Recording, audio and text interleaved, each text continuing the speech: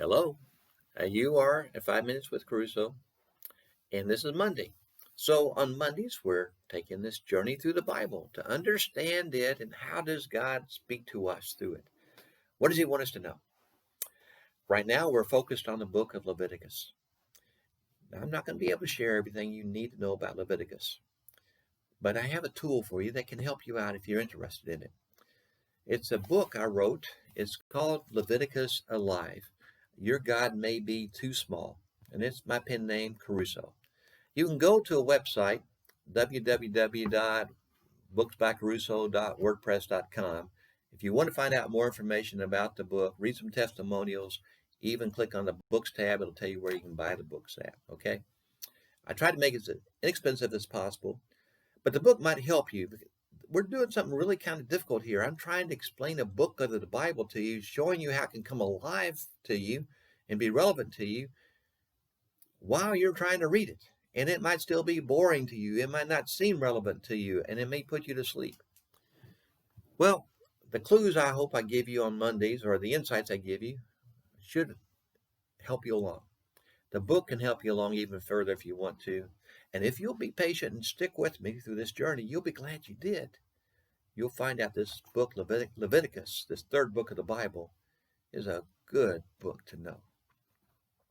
Now, I want to take you to Leviticus chapter 10 this morning. Just dive into this chapter. I want to read for you verse 8 through 10. I've already done that with you once, but let's go a little bit deeper into this text, okay? It's written there that then the Lord said to Aaron, "You and your sons are not to drink wine or other fermented drink whenever you go into the tent of meeting, or you will die. This is a lasting ordinance for the generations to come, so that you can distinguish between the holy and the common, between the unclean and the clean. And so you can teach the Israelites all the decrees the Lord has given them through Moses." Now here's the backdrop, what's going on, this text here. As you read some words here that you need to grab hold of because you're going to run across them throughout Leviticus. Holy and common, clean and unclean.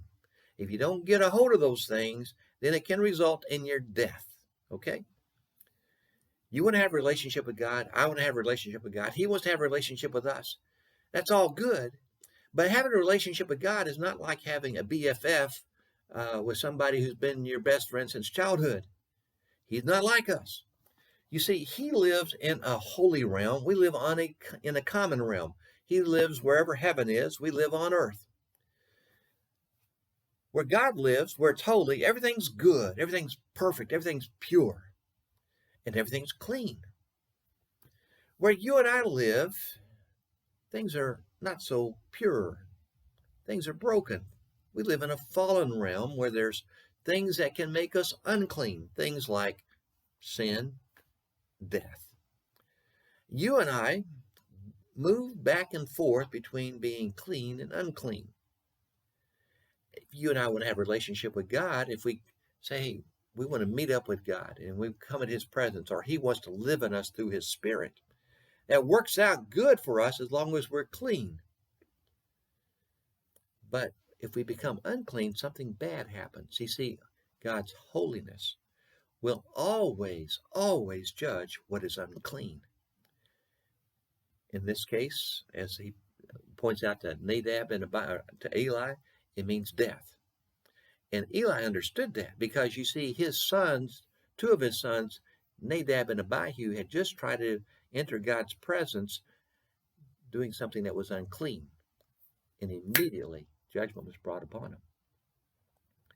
You and I don't want that to happen to us. God doesn't want that to happen to us. So when you read Leviticus, start picking up on these words: holy, common, clean, and unclean. See what God is doing to enable unclean people to come into His presence and have a relationship with Him.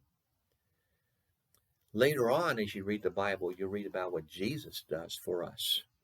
So that even though we live in the common realm and we are unclean, we can still enter into the presence of God. Now, let me just show you something, mention something really quick here. When God was teaching this stuff to Aaron and his sons, to Moses and the people of Israel, they were moving back and forth between clean and unclean. But through Jesus, God has done something so wonderful that he enables us to always be clean, no matter what contact we have with death, no matter what contact we have with sin, we can always be clean. You see, God wants his relationship to work, and he's done all the heavy work. But we just need to understand what's going on so that we understand how to be in his presence. Listen, good stuff is coming. I hope you like this. Leave comments if you want to. Send an email at booksbykerusso@gmail.com if you want. Thank you very much for your time, and enjoy the blessings God gives you.